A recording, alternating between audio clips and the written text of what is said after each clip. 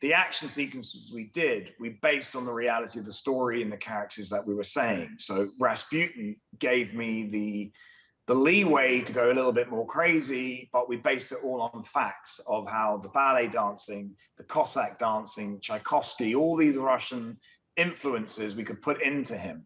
But likewise, when Conrad goes to war, then I had to respect the storytelling and of going to war in World War I. So therefore it became more real, and we shot the trenches as the trenches were. And then at the third act, we then looked at what would happen, how do we do an action sequence with a biplane? When I found out that the biplanes back then were made out of canvas and virtually balsa wood, it seemed like that we could even virtually lift the whole thing up. I thought, so that gave me the idea of going through the wing and what that would look like spinning out of control, and then the whole mountain and the goats and the sword fighting. We took those styles. I found an old sword that did have a gun built into it in a museum. I saw that in Turin, and we took all these historical things, but then thought, okay, how do we reinvent a sword fight? Put cameras onto the blades, but also don't reinvent it. Go back to the old style of Errol Flynn and have some great sword fighting, and be brave and keep the camera still, and get the actors to learn how to do it.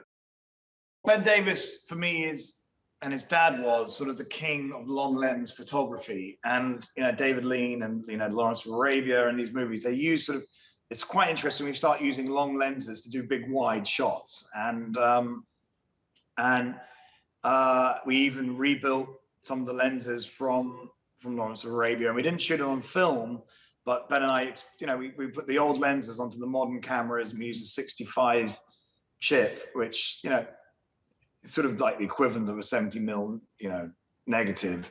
And it just, the anamorphic on that, we then projected it, and it created that epic old school look that we wanted the movie to have. Main job as a director is to cast it properly. You cast any role correct, it doesn't matter. Then the movie's going to, the movie will work. You have to cast the role properly. Now, what I mean by that is there have been films where you put a movie star in a role, but if they weren't right for that role, it doesn't matter how big a movie star they are, it doesn't work. So I've always done that. And with The Kingsman, I needed who is that man that could play the King's man, who could rival Colin Firth and be who would Colin Firth have been channeling to play the Kingsman as we know it, and even then Taron Egerton with Eggsy. What is this ethos? Where's the spirit coming from?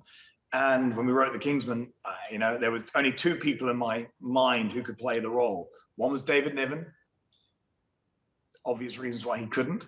And the second was Ralph Fiennes. So Ralph said yes, and knocked it out of the park.